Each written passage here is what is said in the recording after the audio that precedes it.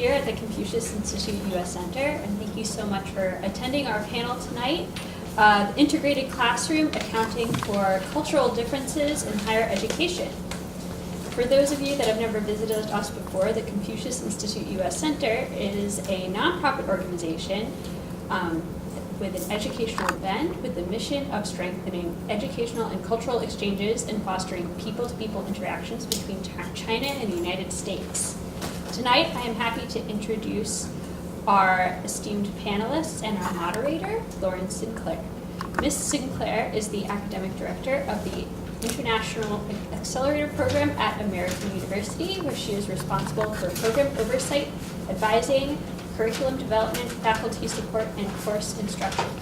She received her MA in TESOL and her Ph.D. in International Education from New York University. And now, thank you so much for having us today. Thank you, Cheyenne and Lauren, and to the Confucius Institute for organizing and welcoming us. I'll give a brief introduction to the topic at hand and then introduce our panelists and allow them perhaps to give a little bit of their background into the topic of our conversation today. So international education in the United States is a historically rooted endeavor entangled in cultural, economic, and political dynamics. In the current climate, where issues such as diversity and inclusion are taking the main stage in campus discussions set against a backdrop of an increasingly intolerant U.S. political leadership, our students and faculty face great challenges in the classroom. This is not limited to the humanities, but to all disciplines and fields. Today we will discuss pedagogical and content challenges that also present opportunities for students and for internationalizing institutions of higher education. We will discuss the particular challenges and opportunities for Chinese students in classrooms, but we can also generalize what those challenges and opportunities can be for international students and domestic students at large. So with that, we have a distinguished panel today. We have Dr. Stearns to my right, we have Dr. Liu and Dr. Xia. And if you could please introduce yourselves. I know everyone here has a brochure with all of our lengthy accomplishments, but if you could explain maybe to the audience what your roles are in your particular institutions and how your roles promote internationalization on your campus. Shall I start? Yes, please. Okay, well, first of all, pleasure to be with you. So I am from George Mason University, which is a public university in Virginia, about 15 miles away. For 14 and a half years, I served as provost of the university, and that's my main reason to be here. As provost, I was eager to develop additional global programs, and of particular relevance to our discussion tonight. About 15 years ago, I established a Mason partnership with the 121 program, which is a collaboration with the Ministry of Education in the People's Republic. It brings us about 40 to 50 Chinese undergraduates every year. They stay for 2 to 2.5 years and then go back to China and complete their degree at their home university and get a dual degree from us. So I did that, as I say, several years ago, and it's going very well. More recently, I helped set up a larger partnership with a British firm, Into, which helps us recruit international students who then have a transitional year where they improve their language skills and become more accustomed to the American educational system, and then they go on into degree programs. That program now has about 1,200 students, and Chinese students are the largest number among them. So I've had two initiatives as provost that brought me active engagement with Chinese partners and with Chinese students. And I also, as a history teacher, both before I left the provostship and more recently, I also almost always have several Chinese students in my history classes, and that's actually the most interesting part. So I'll be talking about that as well. Thank you.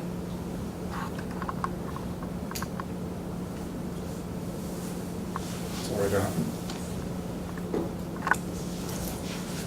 Hi, my name is Jun Liu. I'm currently Vice Provost for Global Affairs and Dean of International Academic Programs and Professor of Linguistics at Stony Brook University.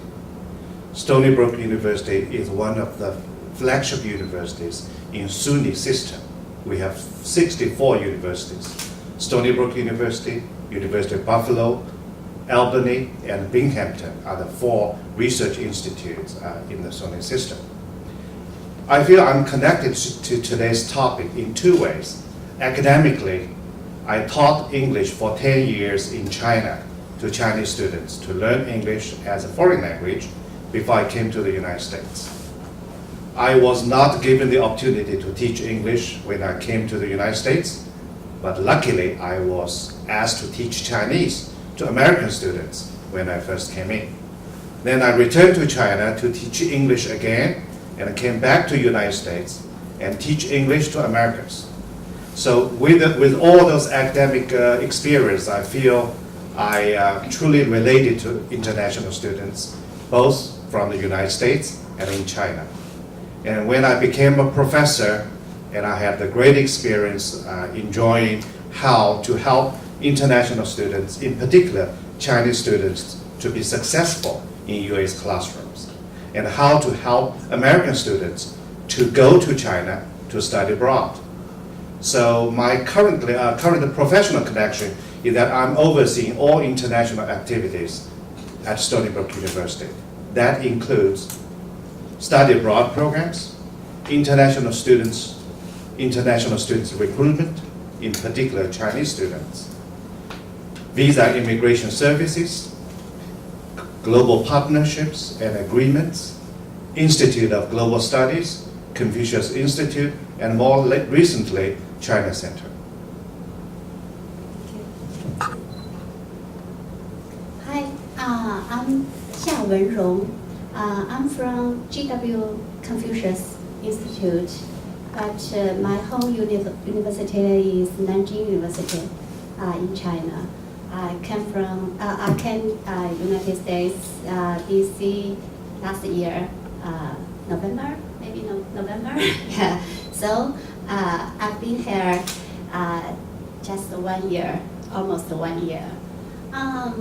When I received the invitation of this panel, I feel very interesting about the topic. Of course, when I see at the first glance, yes. My focus is my own student life, my own experience, especially my teaching career. I remember maybe 30 years ago, more than 30 years ago, I'm an undergraduate age student in the Department of Chinese and Literature in Nanjing University. At that time, there were very few international students in China. And as a student of the Chinese and Literature department, I have a chance to share a dormitory with the Austrian girl. That's because the Institute for International Students at Nanjing University provide a choice of learning help. I can living with the girl and tutoring her and so on. At first, my roommates and I are absolutely strangers. But by the time he left for home, about 1 academic year later, we have become very good friends. Since then, I have more and more experience just like this. Several years later, I become an instructor at the university, and I I taught communication theory for domestic students. At the same time, I taught international students language, media and culture practice in China. So the experience is very interesting. I learned from international students many other countries' culture, many other countries' mindset, and I understood my students deeply. Not deeply, my domestic students deeply. I understand my own culture deeply. I think it is very helpful to my research, to my teaching experience. In fact, as an academic discipline, the communication theory, just like Shannon Weber model, so on, is very famous in China, and the discipline of communication was introduced to China more than 30 years ago. We learned many theories of communication and cross-cultural communication theory from the West, especially from the United States. For example, exchange theory, diffusion of innovations, cross-cultural adaptation, cultural fusion, many theory. But in my opinion, I think these theories are right in one certain context, but I think there's no single theory was applied to all contexts. I think the most important thing in the area of cross-cultural is experience and lessons in the teaching practice. We can learn many things from the experience and lessons. So I'd like to share my thoughts with you here. Thank you again. Thank you so much. I'm going to start with some questions about teaching, because I notice that no matter how much administrative work we do, whenever you ask someone about their teaching experience, they light up.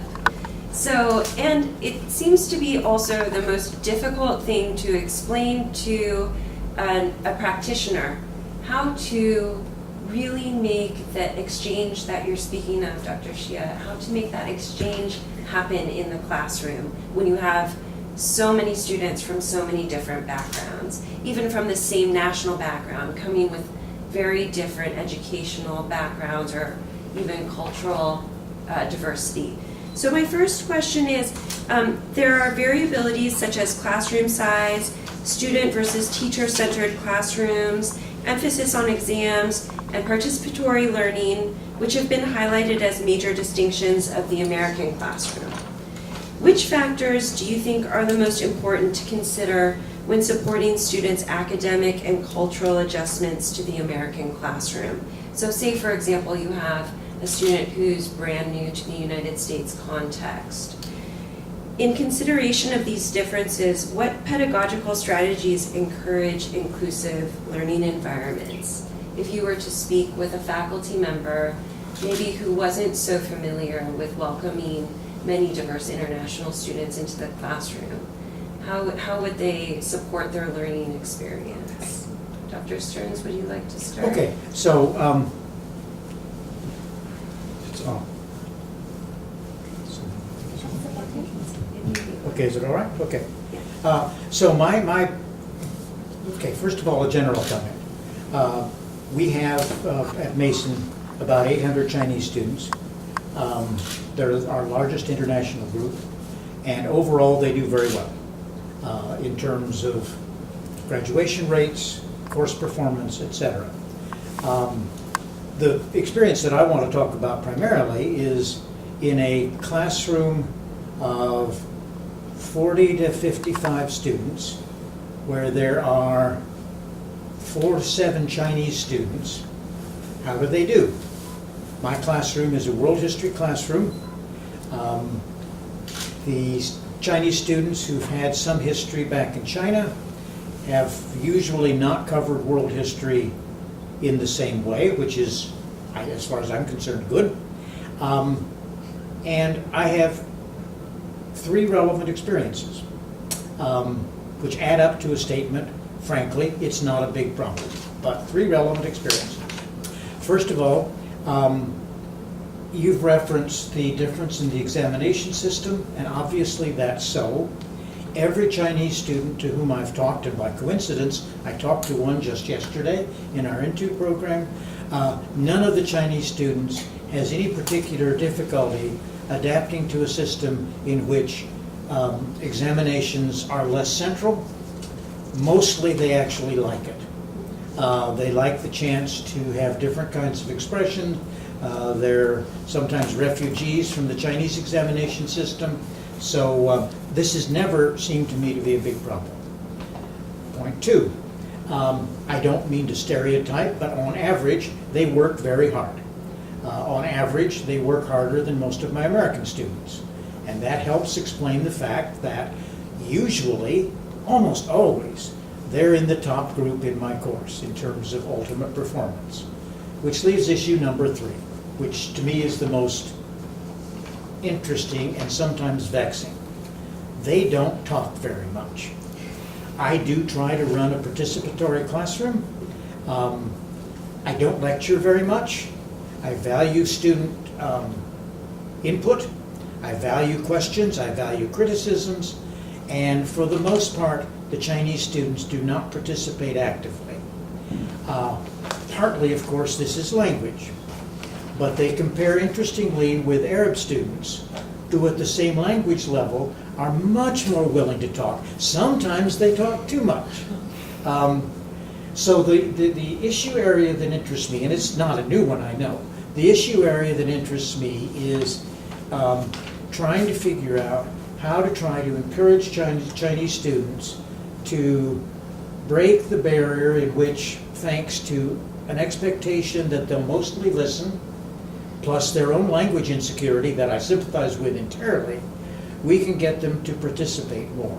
Because it actually doesn't end up necessarily hurting their performance. I have American students who don't say anything. And sometimes they do very well. So it's not a new experience. But the biggest downside to me is it becomes difficult to have the class benefit from the outlook and perspective of the Chinese students, because for the most part they don't say very much. And I've tried techniques. I now encourage Chinese students, I encourage students generally, if they're not interested in talking very much, to use email, to participate that way, and we can exchange, and they're much more comfortable with that. But it's an interesting challenge. I want to end this segment of my remarks with however little anecdote. Several years ago, I had one of these world history classes, and there were 5 Chinese students in the class. They said very little, but toward the end of the class, we were talking about generalizations about the United States. And one young woman who did very well in the course, but hadn't said anything, one young woman raised her hand and said, "I notice you Americans like to invade other places." I thought it was a marvelous comment. I loved it. It was great for the class. And it gave me some encouragement that you can get Chinese students to participate actively if the topic is right.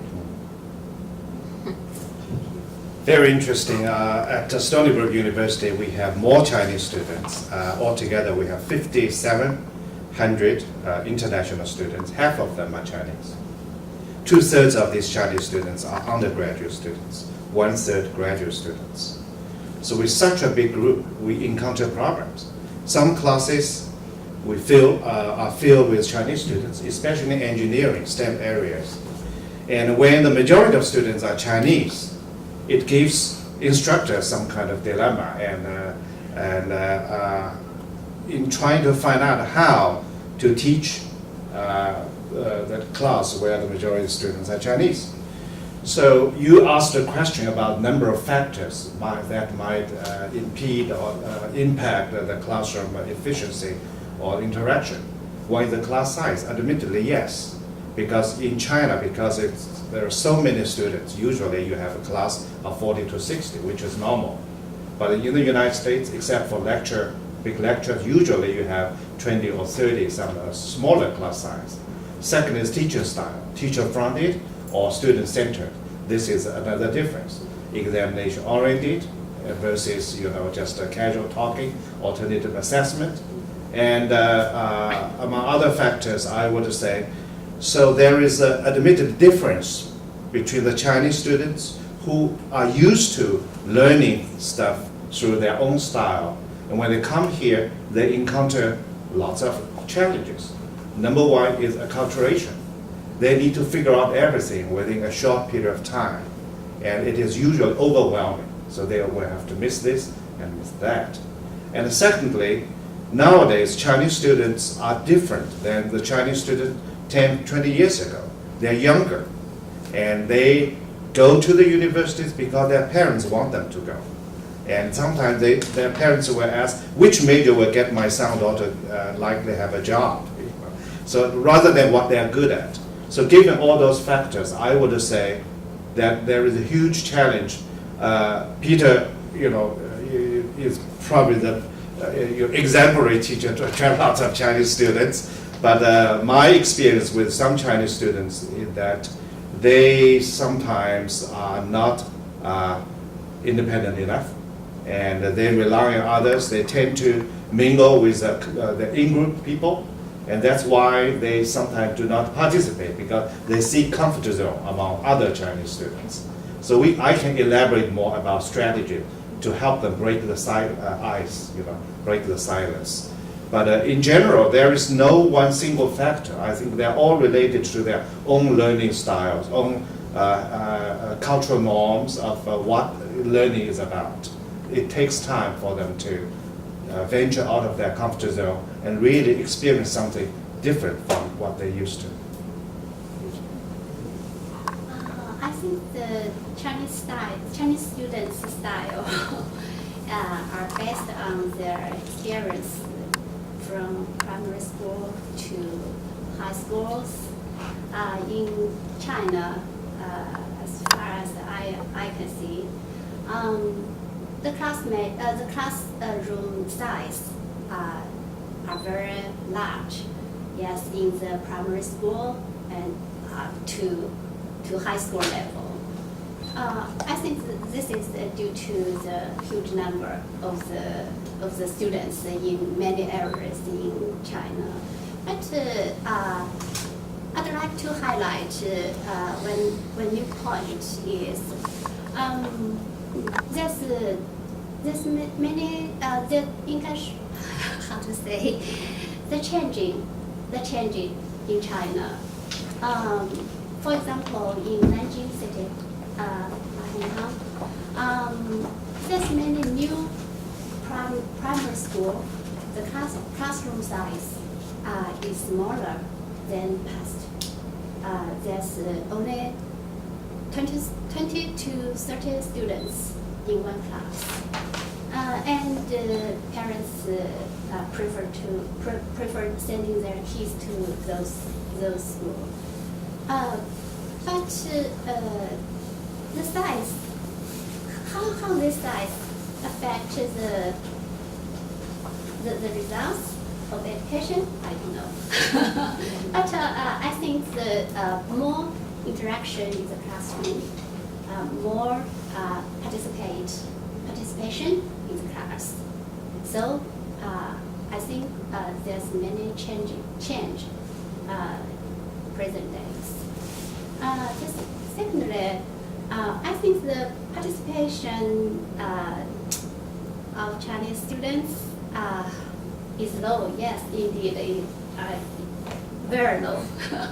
But I want to refer that the reason is we should pay more attention to. I think the Chinese students are trained in a particular evaluation system in China. The exams, the grades are most important to them. In the classroom, they are not encouraged to have critical thinking, and the exams in traditional education system usually are memorization equal to memory test. So students pay more attention to memorization, not innovation. And there is a special relationship between students and the teachers. Students must be respectful to their teachers.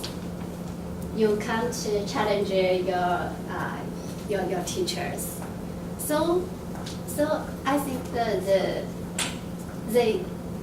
what they can do is quiet, silence in the classroom.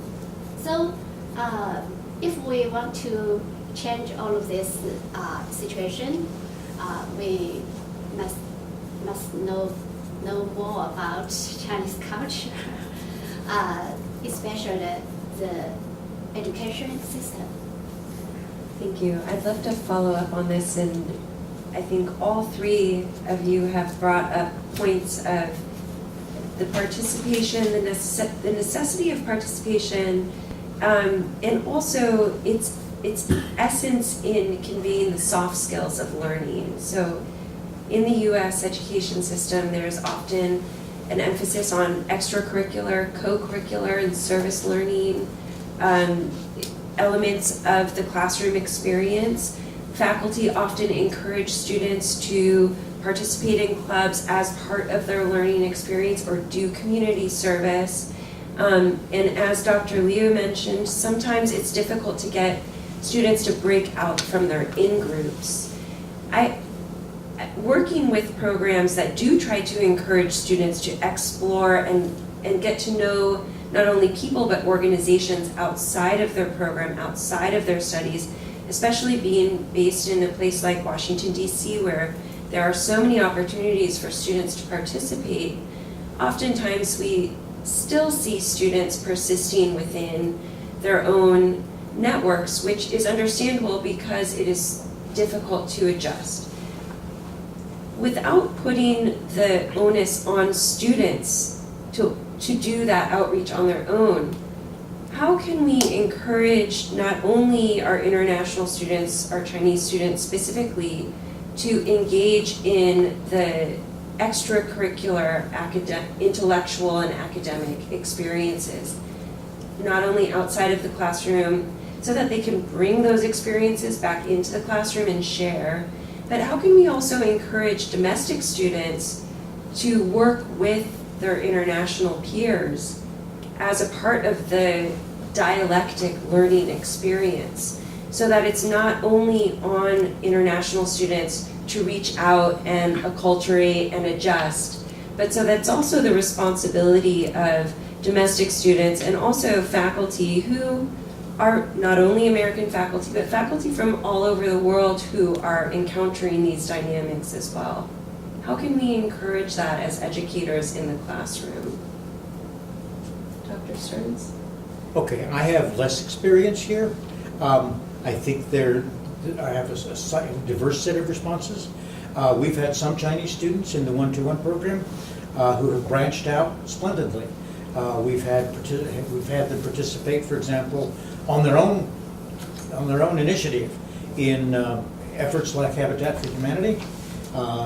They've gone down on spring break to Mississippi and built houses.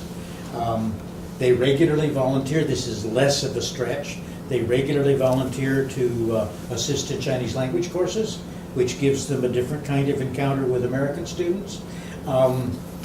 So it's not been a systematic difficulty, but obviously you're right. First of all, they don't have the tradition of as extensive array of extracurricular activities as we do. I could defend both systems. I think sometimes we do it too much, but nevertheless, that is different. As you suggest, they understandably like to stick to their group, and because we have so many Chinese students, that's as you suggested, that's a real challenge. And American students are not always all that interested in reaching out. There's even, I think, a measurable increase in resentment of international students, particularly Chinese, which I think is misplaced, but there. A crucial policy issue, which we've grappled with varying degrees of success, is quite simply housing policy. You can't throw Chinese students when they first arrive into an absolutely undifferentiated dormitory because it will be too strange. On the other hand, we work very hard to make sure that international students commingle in a building with domestic students. And frankly, we need to do more of that. It's difficult, but the easy approach of letting international students form their own ghettos is something you really have to work against, and hope that as a result they will spontaneously begin to interact with students from different places, including domestic students. Yeah, the policy, the housing policy, that's an important aspect, and I'm sure there are advising incentives as well Sure. for when you're encouraging students to participate in alternative breaks. Dr. Liu? Yeah, I think you unfolded several layers of meaning. First of all, learning. What does learning mean? And in U.S. we focus on experiential learning. Sometimes you learn things by observing, by doing things. So that will change the usual style, but because in China, all the students have to take 6 to 8 hours classes a day. Sometimes they don't have any autonomy to choose what they want to learn. They just learn what is given. But here in the United States, you have credit-bearing system. You take required courses, you also select elective courses. And I think it really puts the burden on the instructor to create opportunities for students to have extended learning experience beyond the classrooms, or turn into some classroom learning into project-oriented learning, or even go and observe something and write a reflection and discussion, etc. So the teaching styles might vary. That will international students, especially Chinese students, have to relearn the new style. The second layers you hit upon is very important. That is called a two-way interaction, two-way education. In order to help Chinese students or international students to be successful, they need peer support. And those peers are usually American students. In my current job, the challenge is to maintain the reciprocity in exchange programs. We can encourage international students to come in, and many partner universities want to send their students in, right? Dual degree programs, non-matriculated programs. But we also need to have the similar, equal number of students to go abroad in order to have this reciprocity called exchange program. So we cannot, because many American students are unwilling to go to places where they feel they're unfamiliar with. So that will eventually, we need to work on that to encourage more domestic students to go to China, for instance.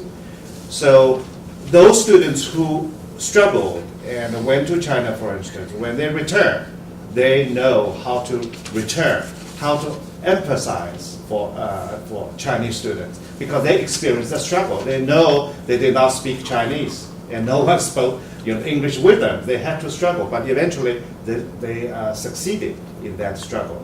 So I would say at the university, we need to encourage more domestic students to study abroad, but studying abroad is not the end.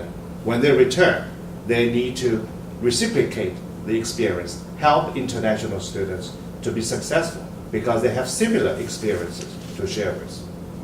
Thank you so much. You're preaching to the choir here. I'm an avid believer in study abroad, and also language acquisition. It does create a lot of empathy when you try to survive in a country where they speak a language that's not your primary language. When you return to your home country, and I think Dr. Xia, you were explaining at the beginning a little bit about your experiences in welcoming students. And you work a lot in the reciprocity, I think. Yes, I'd very like to share my experience. First, I remember when I was in Nanjing University as a teacher. I'm in the very complicated. I'm in the School of Journalism and Communication. When I taught a course of communication theory, there are about 20 to 30 international students, especially from South Korea, in my classroom. And there are 100 to 150 students in the classroom.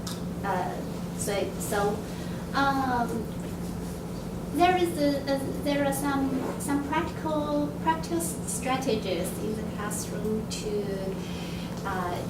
to bring the domestic students and the international students together and let them get in touch with each other. For example, we let them do some smaller program after class, and they are in the different group, so they can get connection and communication each other. So at the end of the semester, I found the international students, Korean students, often have friends of Chinese students, classmates. Yeah. So I think that this is the way. Of course, I know that there are many other deliberate ways to design in classroom, and we often go out of the classroom to visit media, to visit some beauty city. Yeah, all of these ways can be helpful to international students. Go get out the comfort zone, and I think it might work. Yes. Thank you. I also hear you mentioning and advocating that we formalize the informal interactions. In a way, we're socially engineering opportunities for students to interact. I have found that to make it a part of the course requirements is often a way to at least get students to start interacting. Yeah. I think the most important thing is go out. Just begin, start to talk, like me. Yeah. As Dr. Liu is mentioning, sometimes that's difficult to encourage students to get outside of the classroom when what they're used to is studying primarily for achievement. I'd like to ask a question of the panel that is often vexing of me, which is when we speak about Chinese students, we often speak about them as a group. And there's actually quite a lot of variation within the Chinese national and cultural makeup. How do we sort of complicate maybe national stereotypes about Chinese culture, and how do we account for those subgroups without without grouping all Chinese international students together. So as I've heard Dr. Stearns has mentioned, your Chinese students are some of the highest performing, they don't have problems adjusting. I think that we often think about international students in one particular way. Actually, they're quite varied. Are there any techniques that you, or advice that you offer to your fellow faculty when they're mentioning these trends that they see, for example, amongst Chinese students? Well, that's a good question. I'm not sure I have any particularly brilliant answer. I mean, my basic answer is, yes, obviously you're right. Anybody who knows even a smattering about China knows that there are, among other things, significant regional differences. Chinese students sometimes bring this up. I had a student this fall mention that he was educated in China and he wasn't educated in Mandarin, which was a good thing to say. It was useful for the class at that point. So hopefully people know this, and hopefully people, but I mean, my biggest reaction is, we have the same issue with Americans. I mean, the main thing is to recognize that different students will bring different individual sets of strengths and weaknesses, and this will be as true of Chinese students as of others.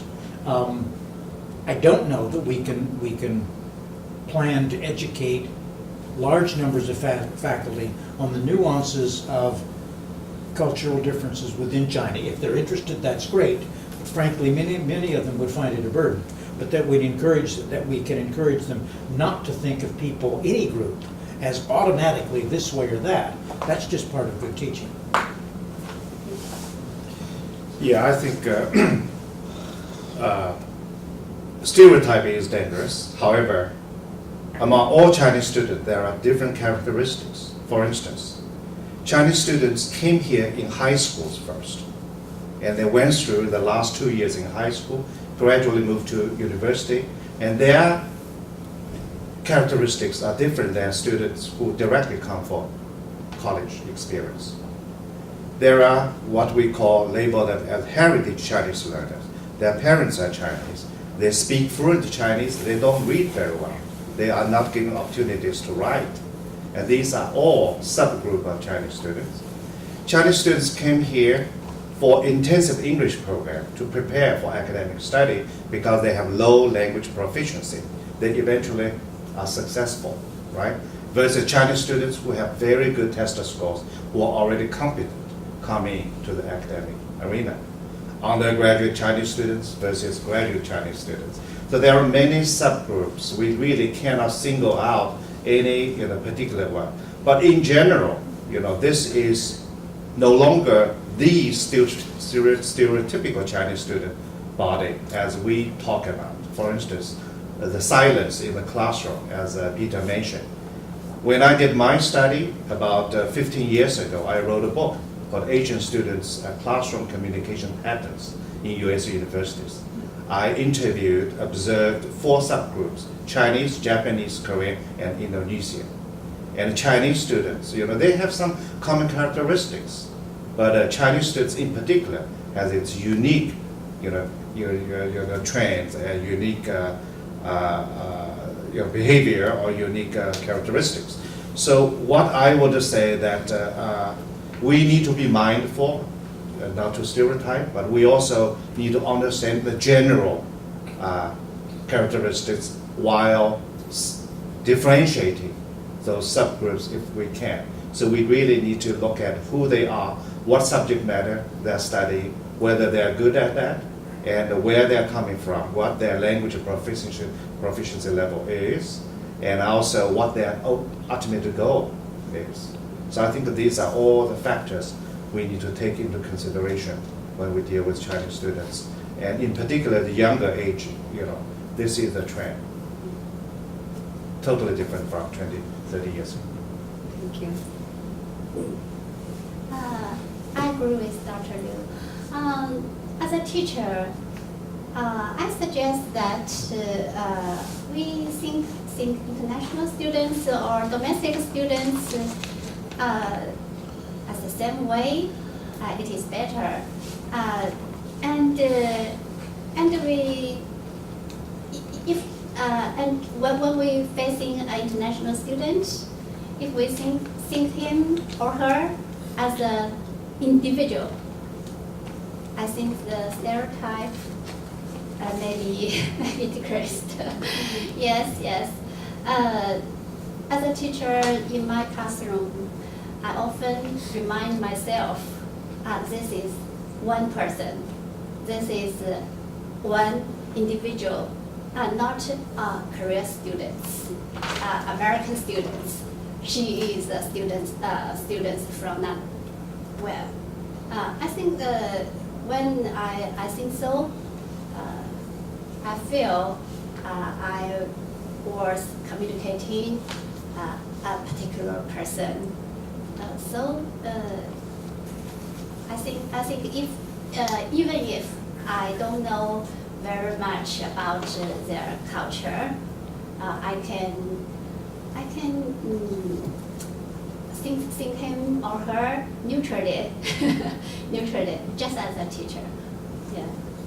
Thank you for that. I often like to say that good pedagogy is good pedagogy, not specifically for international students or English language learners, but inclusive pedagogy, individualized pedagogy is beneficial for all students and for the faculty. Across our discussion, it's been mentioned the support that's needed for international students, different pedagogical supports, housing accommodations, advising, extracurricular opportunities. I think all of the panelists have worked for international initiatives. Can you talk a little bit about, can you speak a little bit about the institutional or administrative needs for your, for the staff in general when internationalizing the campus? What sort of support will the campus need? What sort of knowledge will just typical staff members, faculty need, and how do you support an internationalizing campus in those ways? Dr. Stearns? Well, you obviously need some specialized staff. You have visa issues and so forth that you have to deal with. I think you need at least some specialized advising resources, particularly for students who are initially making the transition. We've had some active conversations with faculty about how much faculty want to know about opportunities to deal more effectively with international students. Some faculty are interested in this topic and some faculty frankly aren't. And it's difficult to lay on a particular pattern. So there's some specialized staffing needs. I think increasingly we have people who are now sufficiently experienced with international students that reduces the need for specialized activities. And we have increasing numbers of faculty who are commenting that it's actually a benefit to them to have international students in their classes who bring perspectives that are otherwise unavailable. So I'm hoping that our skill level is rising slowly but definitely more generally. I think it is high time for all the university institutions to think about how they can help international students succeed. A few months ago at Stony Brook University, we organized a national symposium on helping Chinese students succeed from recruitment to job placement. And at Stony Brook University, we also formed a task force by inviting staff, faculty from all corners of campus, advising, orientation, recruitment, housing, ESL, all those kind of job placement, to come together to discuss what exactly support system we need to provide and what resources we need to give attached to those proposals. We came up with 4 general areas. The first is recruitment. Right now, we rely on lots of agents recruiting students, and these agents rely on TOEFL scores or IELTS scores without looking other indicators. And sometimes you never know. Students with a minimum TOEFL score of 80 or IELTS 6.5 they still cannot speak. And they just prepare for so long to get that score after taking examinations again and again. So you know that they need a lot of help. So by looking at the recruitment strategies, by working with high schools directly, rather than over-relying on agents, is an alternative way to see a good pipeline to come up. Secondly, when students are admitted, when they come, we only have a short period of time, usually 1 week, for orientation. Students are overwhelmed. They need to find houses. They need to have the bank account. They need to find a good restaurant. So all at the same time, and they cannot process information well. So lots of first-year students were on academic probation, or they take too difficult courses when they're not ready at the cost of their GPA. So we came up with the idea of inviting students, newly admitted students, to come to Stony Brook earlier, so they will go through 6 weeks orientation period by taking a couple of courses to get ready and before the fall semester starts. So all these kind of things, and the job placement, there are 3 major factors. One is the ranking of the university. Second is the location of the university. Third is the job placement opportunities. So these drive students to come to the American universities. So when we talk about all those things, and one more thing, I know the time is up, is ESL curriculum. We all offer ESL classes, but sometimes are they effective? Are they teaching students the skill they needed in their own disciplines? Rather than general English courses, we might offer English for specific purpose, English for discipline. So these are all the things we need to think about in order to help students successful. Thank you. Dr. Xia. In my position, I think language is key. Language is mindset. So, first of all, is just like Dr. Liu said, they must, the Chinese students or international students, if they don't have language barrier, they'll be benefit from the other things in their campuses. I think most of the universities are international friendly campuses in U.S. So I think what I am doing is to decrease the language barriers. Yeah, I think that is important. Thank you. Well, we've had a rich panel, many responses. I'm going to open up to questions from the audience now, if anyone wants to follow up on any of the topics that were mentioned. Should I bring it?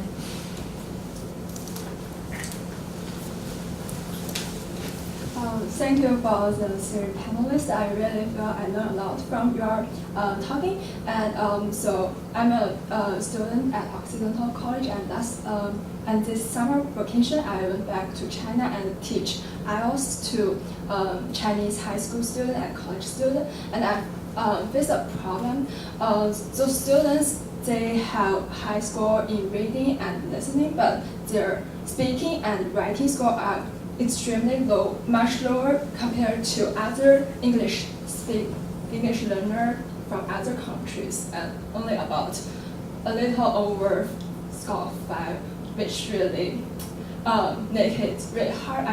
So students, sometimes they are very active when they can speak Chinese in class, but when it comes to English, they just cannot speak. So I become good friends with them, so we talk a lot, but every time when I speak English to them, they are just silent. So I want to know, is there some way as an English teacher to help Chinese students to get more comfortable to speak and write? Thank you. Great question.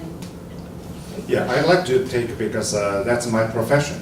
Yeah. How to teach English, how to help. So there is a difference. One is the knowledge versus skills. Okay. So Chinese students are used to absorb knowledge in order to achieve high in test scores in examinations. but they are not given the chances to use language. 60 minutes or 50 minutes, if you observe classes, teacher will take 45 minutes. Students, I always say, teacher will ask questions, students will yes or no. They are never challenged to ask the questions. And so I think the teaching style is problematic. Secondly, materials are problematic. They are always use those traditional materials rather than hot topics. The students can spark their thinking and try to enter into debate and take their stance and try to offer their opinions. So these are the things that dominate the language English education in China. So all Chinese students, no matter how advanced they are not good at representing themselves, expressing themselves without mentioning writing. Writing is by far the weakest skill among all Chinese students because they only write 5 paragraphs. So when Chinese students, well, that's why so many Chinese students are here in STEM areas, in science, and when they do their dissertation, they choose quantitative methods. It's very hard for them to do qualitative research, to do social studies in sociology or history or others because of the lack of training. But Peter might disagree with me because he's a professor of history. And let's hear what Peter has to offer. No, the only thing I would say, I'm not arguing with you at all. It's important to recognize that these problems are not universal. I've had the best world history student I've ever had in my life, and I've taught for a long time, was a Chinese student in our 121 program. Her writing was not perfect, but her thought processes were terrific. And she was able to respond to analytical questions consistently well. So let's be sure we don't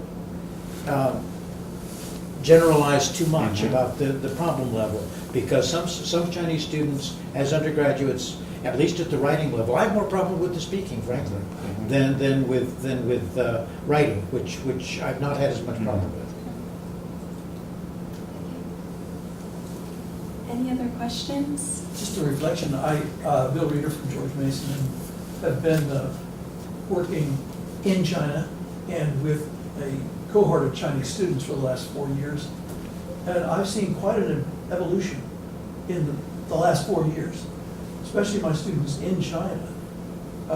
And the discussions I have with colleagues, I'm at a unique school. I'm at the China Conservatory of Music, so it's not a traditional university, but the subject is arts management. So we approach it in an academic way. But just in the last 4 years, witnessing the transformation of the classroom culture in Beijing at that school has been truly noticeable.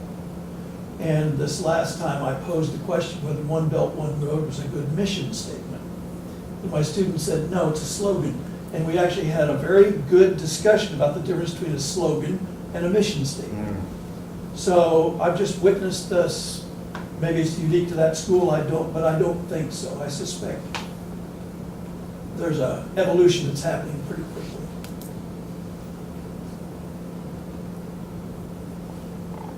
Maybe Dr. Xia, can you speak a little on your experience with Chinese students and maybe a little bit do you sense a shift in the educational environment?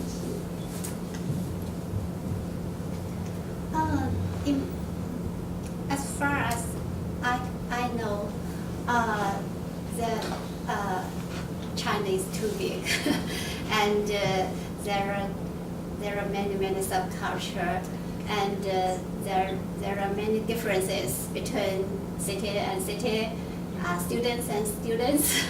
Yeah, and I think that in some cities or some areas, Chinese culture changed rapidly, and the stereotype of about Chinese students is not applied. So in my experience, my daughter was in a foreign language school in Nanjing, and the school is, I think the school school is very international globalization, global. Yes. So they have had they had many discussion about the social problem, school problem, and the young people seem like very open. So I think we can get some insight in Chinese culture, subculture. Yeah. So I can't generally say, oh, that's it. Thank you. Do we I won't need a mic, I can do it from here. I just came back from 4 years in Greater China where I work in faculty development. But one of the things for people who, that strike people spending time in China is the very rapid ability for things to develop, particularly technologically, but other ones. And so, and that is equally true for the changes in higher ed from the CED, from the Chinese Higher Education Development Group.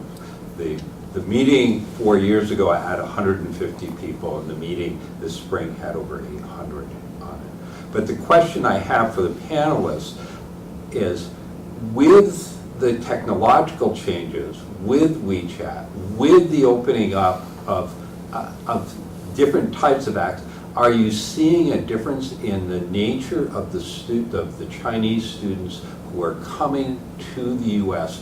at both the graduate and undergraduate level, as opposed to 5 years ago, or even? anyone on the panel want Okay. to tackle? I do see the difference, and I think we are facing what we call the digital generation. Yes. They are so good in WeChat, in disseminating information, sharing information, and in China, they pay everything through WeChat. Okay, they don't need to bring cash. So that is far advanced than in the U.S. With that being said, that they also change the way of learning things. They go to our internet, they can access information, and that also produce the potential problem of plagiarism. Yeah. Okay, and because they can easily assemble the information without acknowledging citation, that also got lots of students into trouble for academic probation or the integrity issue. So I think we need to guide students, understanding their new skills and their ways of learning, and definitely at the university level, we need to also encourage our faculty to be, computer savvy and to know what students are learning, how they learn, in order to come up with strategies to foster efficiency of learning. Thank you. I think we're over time. So I'm going to thank our panel once again. Thank you, Dr. Xia, Dr. Liu, Dr. Stearns. Thank you to the Confucius Institute for having us. And thank you all for coming and for your questions.